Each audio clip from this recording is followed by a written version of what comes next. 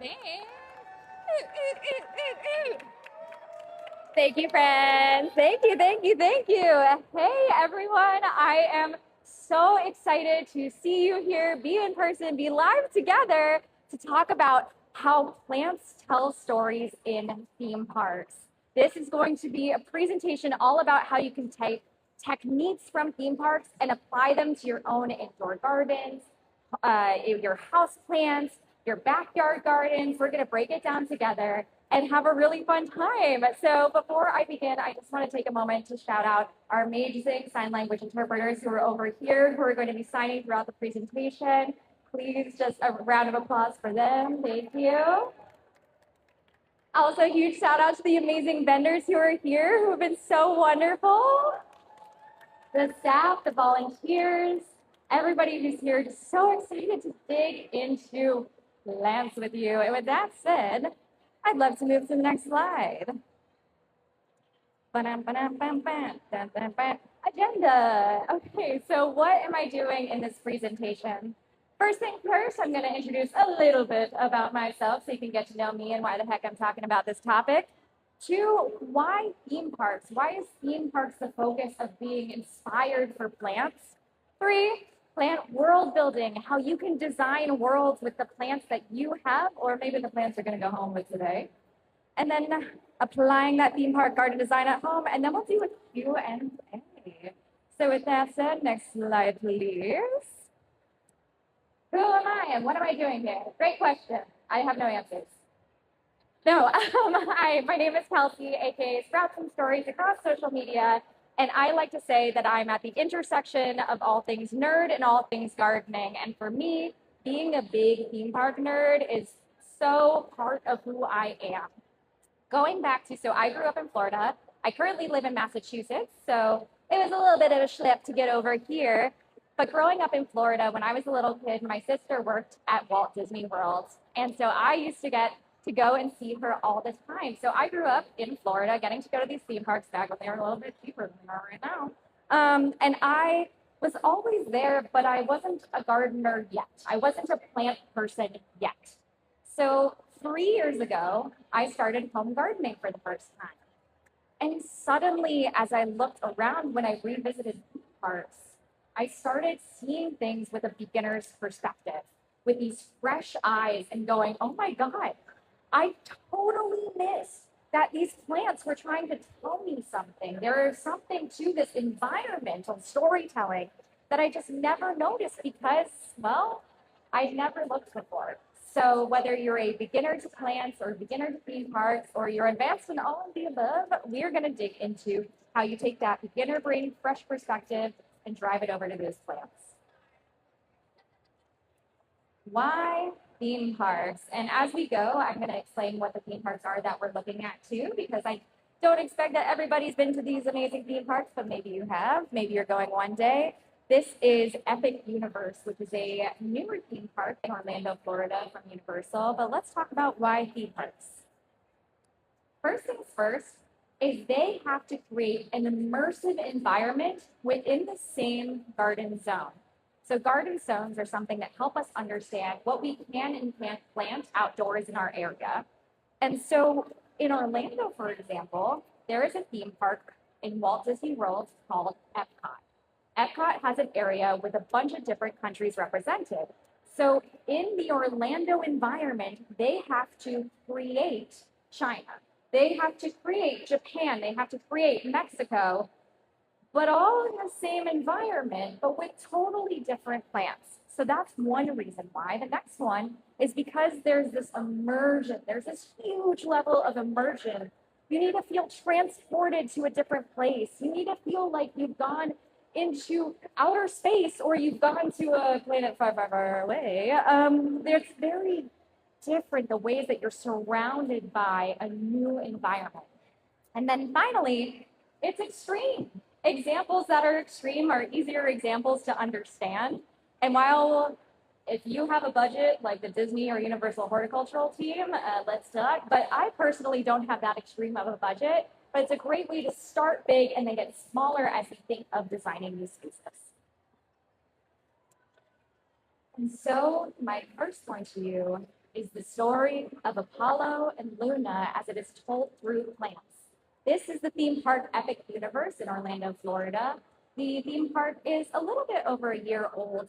And how the theme park works is you walk inside and you are transported. You are suddenly looking at a celestial area, and there's different portals to different universes. But how are the portals powered? The portals are powered through the power between Luna and Apollo. So if we could go to the next slide, please. Luna, who's the goddess of the moon, she's closer to the park entrance, which is on this lower edge here. Apollo, who's the god of the sun, is represented in this area, is towards the top of the park. I'm talking because the top of the map, I'm a video game person, so that doesn't make sense. But on the other side of the park is Apollo, god of the sun.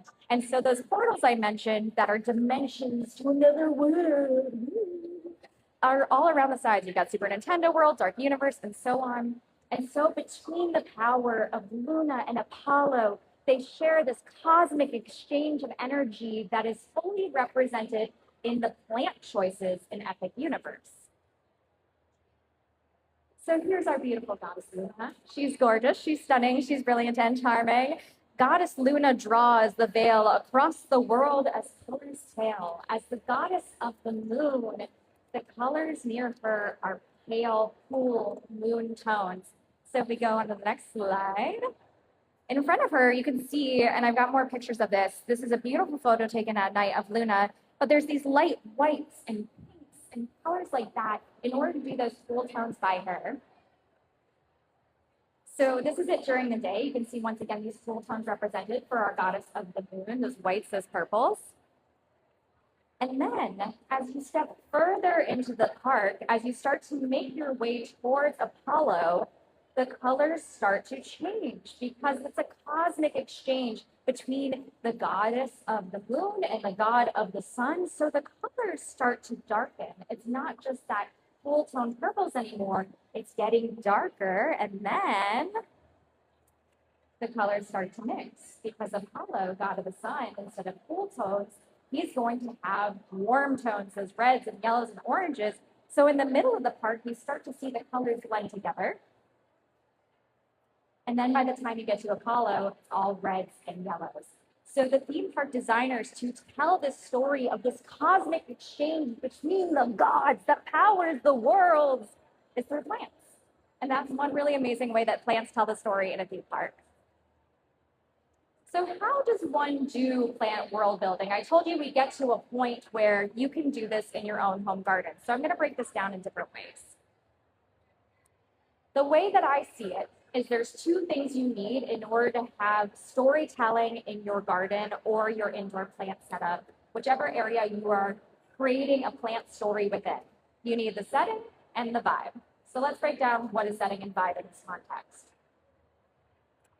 Setting can be the cultural garden practices. So for example, as I mentioned earlier, there is a theme park in Orlando, Florida called Epcot, and Epcot has different countries represented in different areas. And so in order to be faithful to these settings, in order to be accurate, you have to look at the cultural garden practices, and different cultures have different ways of gardening and garden design.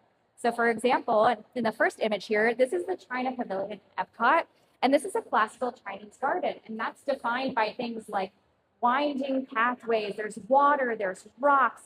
The environment is more of taking in this deep breath and taking a stroll and seeing this beauty.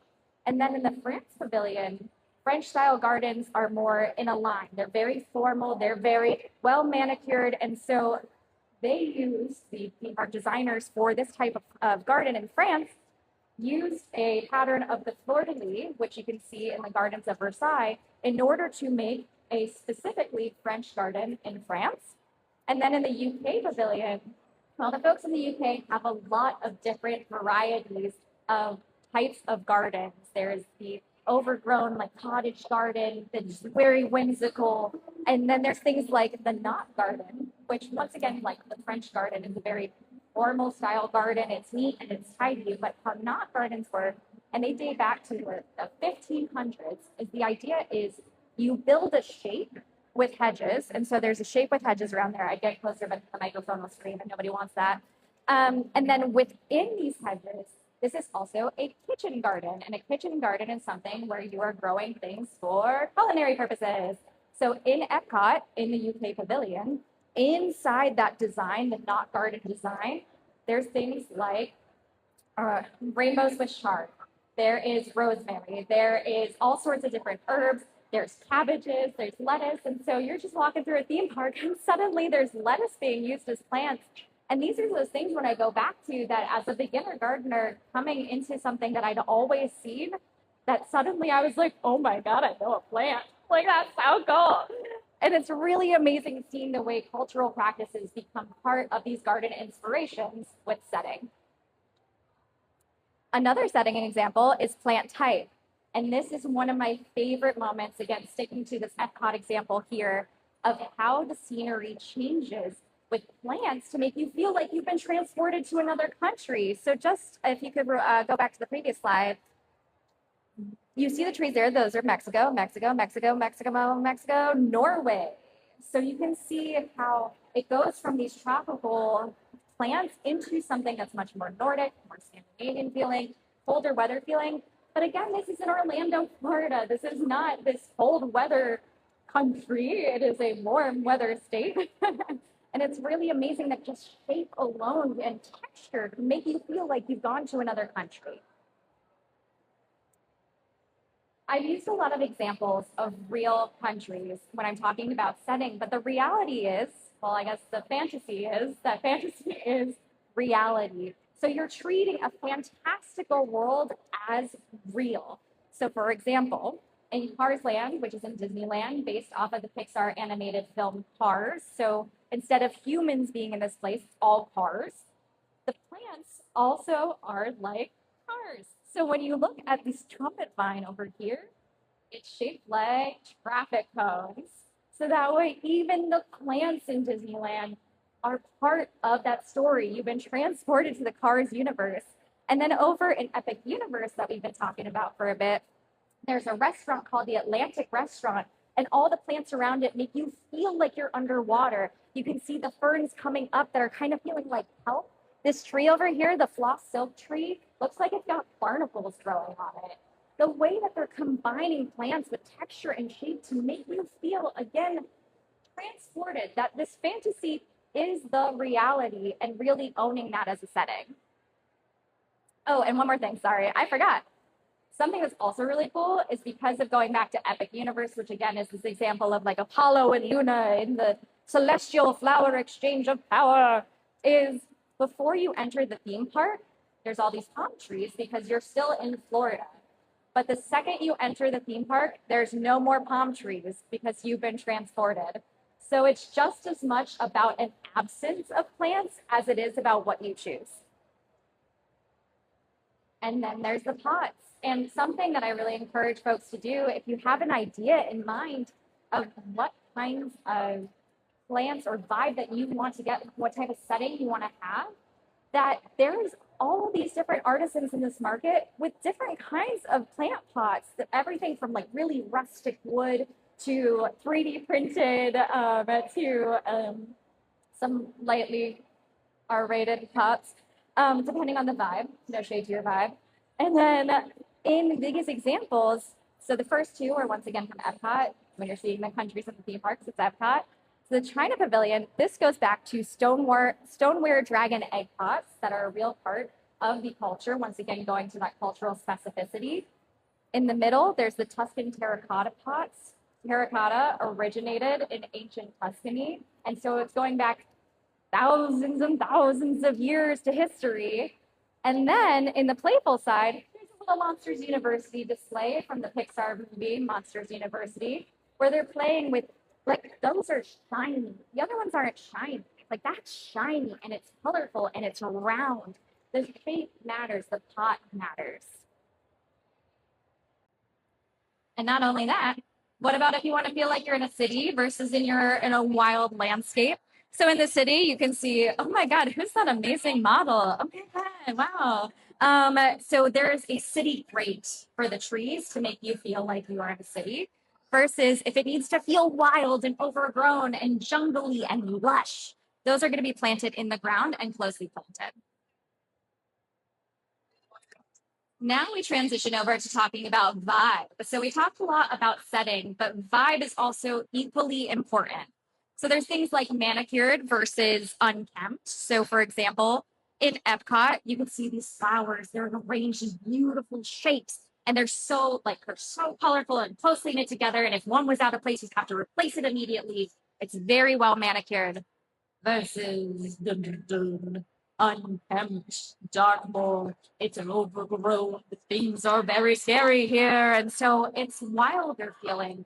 And that's all about the spacing itself. And then there's plant shapes. So you can see me here in the video trying to indicate in Hollywood Studios, which is a theme park in Orlando, Florida, as part of the Disney World parks.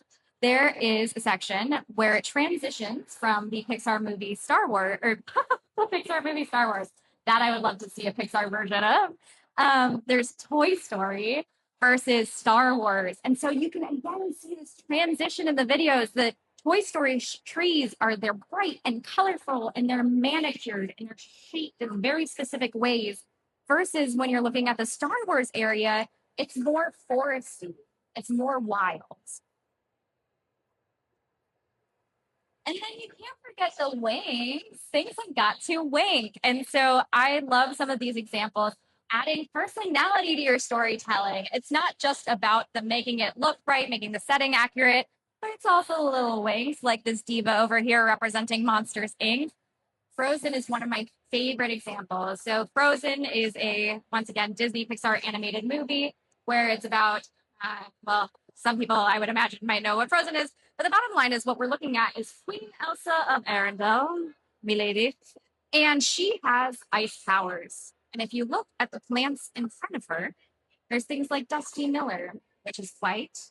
The colors like Luna are that cool tone colors to give you that feeling of frost once again. And in the corner there, just as you're starting to get to the side of the How to Train Your Dragon photo, you could see more reds and yellows. And that's because her sister, now the Queen of Arendelle, if you watch Frozen 2, sorry for the spoilers, Anna doesn't have ice powers. So the flowers near her are melted. They are colorful, they are vibrant. And so it tells you that story of Queen Elsa by having the cool flowers in front. How to Train Your Dragon is one of my favorite examples over here because it's Snapdragon next to lamb's ear because the dragons eat lamb. Okay, it's in the movie. And then Super Mario, a little bit more obvious, but we've got a beautiful topiary. Okay, so we talked about setting, we talked about vibe, we talked about storytelling with plants. How do we put this actually into practice? So we are going to do like a little mental exercise together as a family on the next slide. As we go into this section of the presentation, I'm going to read to you different theme park descriptions or ride descriptions, and we're going to break down setting and vibe before showing what the final image is. So step uneasily inside the infamous Hollywood Tower Hotel, and find a dusty lobby frozen in time. Even the subdued hotel staff seems strangely out of another era. Suddenly, a television set springs to life, and Rod Sterling welcomes you on a journey into the Twilight Zone. And he reveals that on a gloomy Halloween night in 1939 setting, some hotel patrons were riding the elevator when a violent storm struck the building, and they were never seen again. The hotel closed down and has stood empty ever since. So how do we break that down into setting and vibe? Well, setting, 1939. It's in Hollywood, California. It's a nice hotel, right? Vibe, uneasy, gloomy. And not just because I read it in this tone of voice.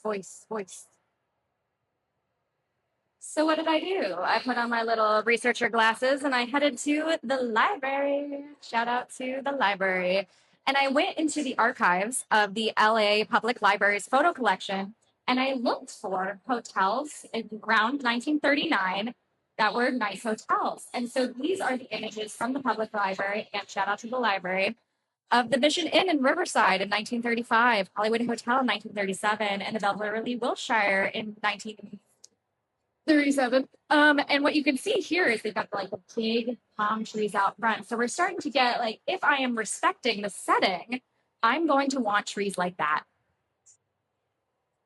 And then, because I didn't just stop at one little researching area, because I can't help myself when I have a little morsel of research, I got to go deeper, deeper. So I looked at the BHL collection seed and nursery catalogs from 1935. And over here in the top left corner is Bougainvillea. And what do you know? Is right out front of the Tower of Terror line view. That's Bougainvillea. For anybody else like me who didn't know what it was, had to take a picture of it, use the Google like identify plant thing, and go from there. So you can see that they are doing this historical focus on really going back to the original source material of real life in order to inspire this garden. But no. So we have our hotel. We know that we've got these palm trees. We're thinking about like this, but now we got to make it uneasy. Now we've got to make it gloomy. So what do? Dun, dun, dun. So you could see these palm trees, which are a different type of palm tree than the one that was in the photos in California, because Florida and California are different climates.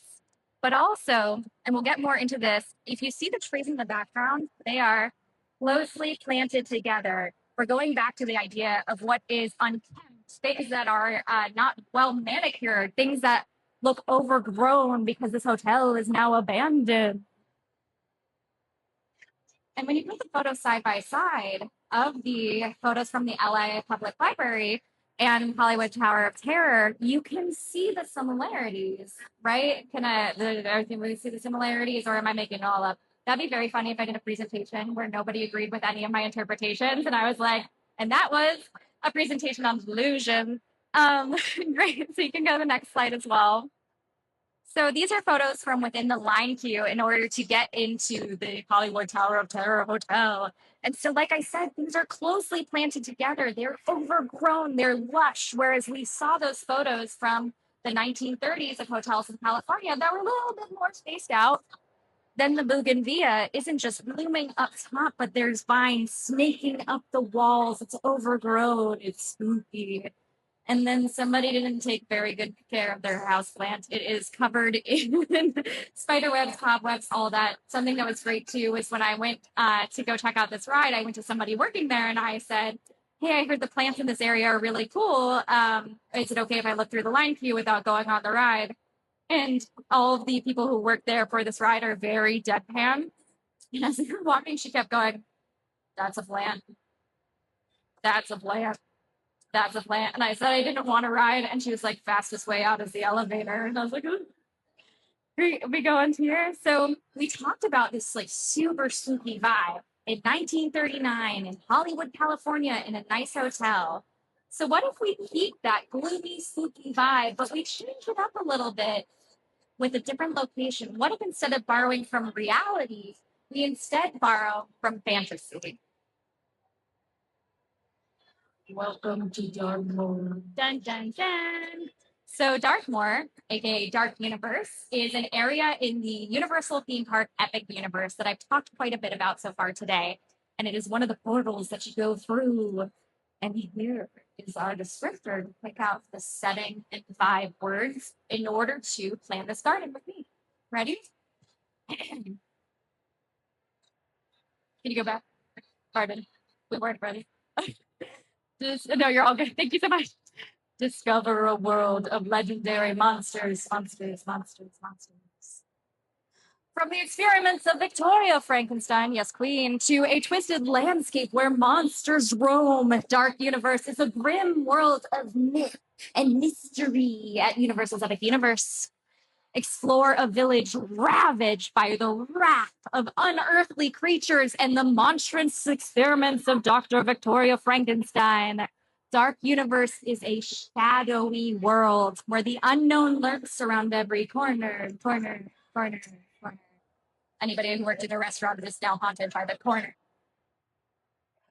So, what's the location? What's the vibe? Now we're talking about 1800s. And we're talking about Dartmoor, which is a fictional location, but it's all about old Hollywood monsters. So there are reference points to those movies included in this. And we know, once again, much like the Hollywood Tower of Terror ride, that the vibe is uneasy. It's gloomy. It's a little spooky. So, how does that work in real life? Dun, dun, dun. So you can see the difference between the Tower of Terror, which is based on Hollywood, California, versus something that's a little bit more European, that you're not seeing those big palm trees in the streets. You're seeing the trees are bent at unnatural angles. You're seeing things like the way there's vines crawling up the manor itself in order to feel, once again, unkempt, overgrown. And if we go to the next slide, the tree is there. Ooh, it's not so lush. It's not feeling like there's a lot of life. And also, compared to other photos that we've looked at too, there's not a lot of different colors that are being represented here in this wild overgrowth. They're sticking to a more subdued color palette. This is right outside the manor. And once again, they're using all these like grasses. It's overgrown. It's lush. Things are very closely planted to each other to feel like it's just been spreading and spreading and spreading. And then you've got olive tree all gnarled with bumps and knobs. And once again, these like looking at these overgrown grasses. And then we get to one of my favorite things in theme park garden design. Just kidding. This is my second favorite thing in theme park garden design. Isn't this so cool? Isn't this so weird? So this is a leather leaf mahonia, and it's spiky, and there's blue on it. And blue is not really a color you see in nature, or at least a like real blue. It feels alien. It feels like somebody's gonna start singing "Feed Me Seymour." It's a very unusual plant, and it's growing like weeds in this place. Stagwork ferns. There's a lot over here. Over here, it's real spooky because when you're once again looking at the shapes of things and they're jutting out at all of these different angles and feeling unnatural, it's not a nice rounded tree that is so beautiful and manicured and so shiny. It's coming out at these like unnatural, which we all know they are natural angles, and it feels bizarre. Even the coral bells, they have this coming forward with a little flowering up top. It's different. It's spikier feeling. It feels sharp and overgrown. Now I think it's my favorite part. Okay, ready? Look at the pot over here and look at the plant. Over here, look at the pot, look at the plant. So what we're looking at right now is there is a gate where one part is Darkmoor, this dark universe area. And when you step through the gate, you are now in Celestial Park, which is like pristine and beautiful and wonderful. So on one side of the gate, it's dead. The plants are dead, except the plant is very much alive. It just looks like a dead plant. And the podium it's on is gross. It's dirty. It's yucky. And on the opposite side, it's pristine and the flowers are shiny and brilliant, doing that plant storytelling once again. Okay, so we talked a bit about spooky, ooky places. But what about this garden zone thing? Earlier, I talked about how plants and theme parks make a really interesting example because they make you feel transported within one specific gardening zone and area. But what if you have to make the same location in Florida and California using plants to make you feel transported? So, a long time ago, in a fantasy far, far away, there lived a plant story waiting to be told the same way, but with two different climates. Disneyland is in California, and it has a Mediterranean climate. And let's look at that rain per year, right? That's 13.5 inches of rain per year. And then we've got some folks from Orlando who might go, that is a tiny bit of rain compared to me. So the difference is a Mediterranean climate versus a humid subtropical climate, but they both have to have the same feeling. You need to feel like you're in Star Wars. On the edge of the galaxy, between the unknown regions and wild space, there is a long forgotten planet named Batu. Bright suns, everyone. on an exotic outpost sits surrounded by a beautiful landscape dominated by petrified remains of towering ancient trees. The modern village was built on the remains of crumbling structures erected by a long extinct civilization. So once again, let's check that setting and check that vibe.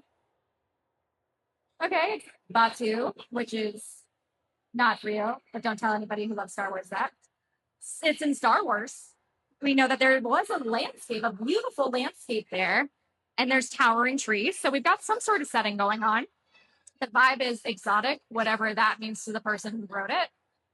Remade. If there was a civilization previously there, and now it's been built on top of, it's sci-fi. We got away from, well, it was still sci-fi. We've been staying in sci-fi. It's fun. And it's forgotten. There's parts of this that are forgotten. So how does this work in two different climates? Green trees. In order to make you feel like you are out of this world, that you've gone into this galactic world, they both have trees with green bark, but different climates, different plants. So over here on the Disneyland side of the house, which is in California, they have the Queensland bottle tree, which is this like round green tree. And then my photo doesn't show it so well, but I can promise you it is a green bark on this Palo Verde tree in Disneyland in Florida. Also, alien spiky. It's jutting out at all these different angles. Somebody who knows more than me is going to absolutely know what that is on the Disney World side of the house. I was like, terrestrial bromeliad? Question mark? I have no idea what it is, but it's spiky. And then they're also using, again, these like super spiky different plants. And what's interesting, so I earlier mentioned that I live in Massachusetts. And so my first day flying into Houston to be here, I went to the Houston Botanic Gardens because I love getting to visit botanic gardens in places that I've never been. And everything was really spiky and looked like this. And I realized that my associations were Alien and Star Wars and out of this world. And something I'm interested in knowing, please tell me after the show, it's a show now, is like, do these still read to you as aliens? Does it still read to you? I'm seeing some nods. Because I wonder if also where you grew up and your history and your background then changes your interpretation of these things as well.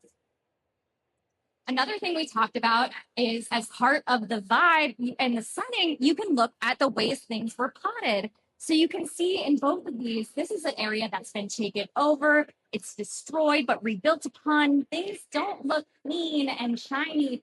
They're dirty, they're concrete, they're remade, they're rusted. There's also the famous tree grate to make you feel like you are in a city now versus being in the wild and things planted into the grounds.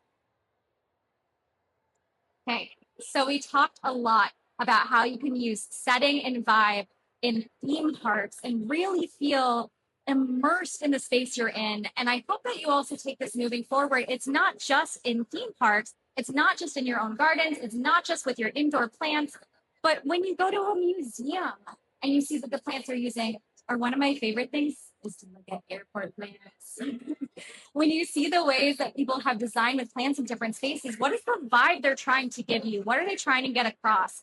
So let's translate everything we just talked about together as a family into garden design at home. So I was like, I really want to talk about under the sea during this presentation. And I need to tell you something. I really just kind of have like a spider plant at home when it comes to my indoor garden. I've been trying to branch out, no pun intended, although I kind of like the pun right now, so we'll stay rooted in it. Who said it wasn't a show? And so I make myself laugh. That's all that's important. And so I went around. I found a pot that I liked that made me feel like the ocean with the blues. And I walked around going, that looks like the ocean to me. Boop, boop. That looks like the ocean to me. Boop, boop. And I went around and I kept moving it and going for it. And this goes back to what I was saying earlier about there's a piece of this designing that is entirely what you feel someplace is. It's entirely based upon what your interpretation is. Maybe you look at this and you go, Kelsey, I want you to know before I say the rest of my sentence that the plant in the front is called baby toes, and I'm not just calling this baby toes because I don't think it looks like baby toes.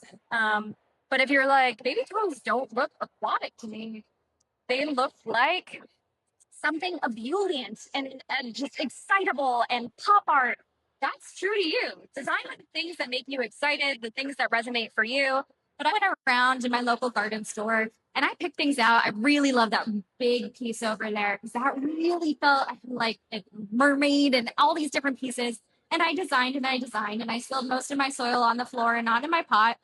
But that's how I went about doing Under the Sea. And something I invite you all to do is if you, I said this earlier too, like if you have something in mind that you want to go with, there are so many interesting planters over here. There are so many interesting plants over here. Like this is a perfect place to go around and say, I really want to feel like a magical fairy princess mermaid with a dark horse under spirit who belongs in a mystery novel who's solving crimes about platypuses, and you can. I'm so sorry for making you sign all that. That seems really that was a test and you passed. Basically, just you can go out and do this, but for me, I love feeling magical, whimsy. I want to feel in my garden. My garden inspiration was the 1990s movie Practical Magic, in which the witches had this greenhouse and they knew how to use everything. And it was so magical. And it made me, when I saw it as a kid, I said, when I grow up, I'm going to have a greenhouse like that. I didn't know what they cost back then. But what I do in my home garden is I choose things that make me happy and I want to try and I want to reach out. So for me, I garden in a witch hat, and that witch hat is made of straw because it is both fashionable and also works very well for my climate and the heat. I grow pumpkins because pumpkins feel like magic to me. The idea of being able to grow those feels so good, and being able to, you can see I'm wearing in two of these pictures, I'm wearing like witchy dresses that have pumpkins and whatever on it. Like I want to be in this world. Mammoth sunflowers in the middle of here that tower 15 feet above you, 10, 15 feet, make me feel magical. Grow the space that you want. And with that said, plants can be the same plant on a bunch of different genres. And it again is all that it means to you. I was thinking, should I like edit the plant, the snake plant itself to show you different colors? But like it could mean an overgrown spooky forest. It could mean aquatic. It could mean something pop art. It could mean whatever those pieces are to you. And then, so I once again have to confess everything to everybody. I was supposed to be shipped all these amazing seeds and they got delayed and they're arriving tomorrow. What we were going to do as a family is we were going to create our own little setups. But if you come to me after the presentation and we'll get your name and information, we're going to send some seeds out to you to make you to be able to create your own environment. So rather than us doing that together right now, what I want you to think about is when you're creating your own spaces, is what do you want to feel when you're with these plants? When you're looking at plants, what do they immediately make you feel when you see them? Is it something that's reminding you of childhood, of a movie, of a franchise? There was someone in a Jurassic Park shirt here earlier. Like, I see a lot of dinosaur looking plants to me. What does the setting say about the plant type, shapes, and color? Do you want to research into like your own background and cultural gardening practices and emulate that? Does the setting affect how you plant? What are you looking at for shapes and color? And any winks you can include, like Elsa and all those snowy little plants in front of her. And with that said, that is my presentation all about how theme parks tell stories and how you can incorporate those into your own home gardens. So unfortunately, there's a little bit of a microphone mishap situation happening of when the microphones are like crossing, it's creating a lot of like, that was on cue. That is, am I powerful? Oh, so we're not going to do the microphones. I thought that was me. I'm so sorry, but thank you very much. I appreciate you trying. Can we get another round of applause for the PlantCon folks too? So thank you so much for being my MC and my clicker and everything. So I'll be available to answer any questions or talk about things. Like I said, I'm Kelsey, aka Sprouts and Stories Online, all things gardening and nerd, and it's been so much fun getting to present to all of you. Thank you. And also, round of applause for our amazing sign language interpreters. No, you do. And bodysuit. Oh.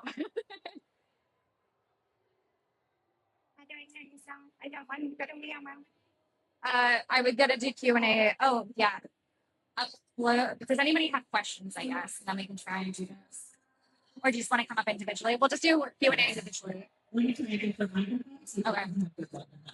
Okay, what was the question? Well, who has an answer? I just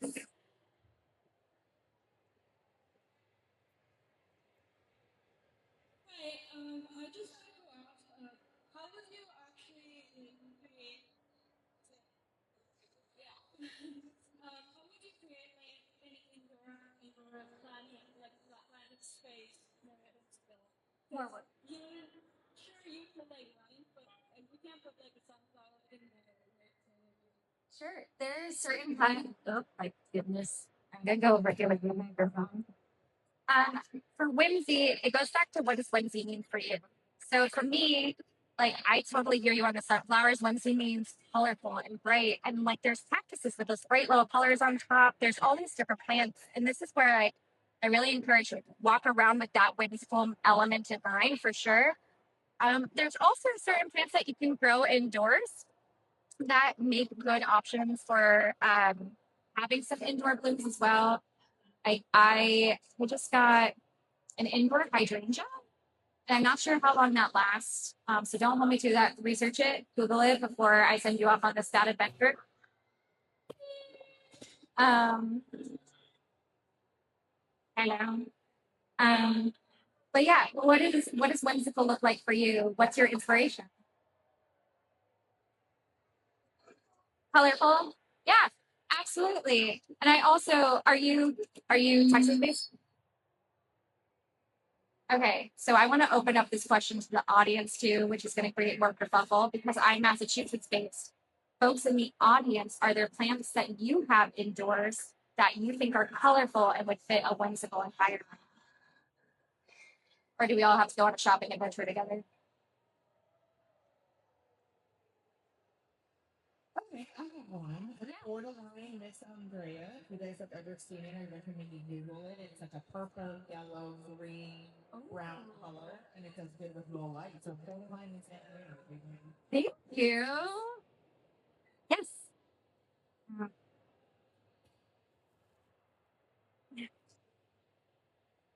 not typically here in Texas. I live here about a year, but what I had great success in what I think that you can play around with for MZ would be the different types of things in the room because they come in different types of shades and colors and also daily. I've heard a lot of Ethereum love as I've been at PlantCon, as I'm like learning more about indoor plants too. I was just talking to somebody earlier who had collected like 7 of them. I was like, it is time. Thank you so much for answering those, both of you.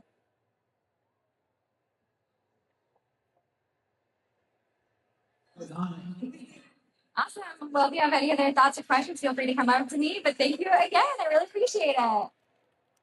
Yay.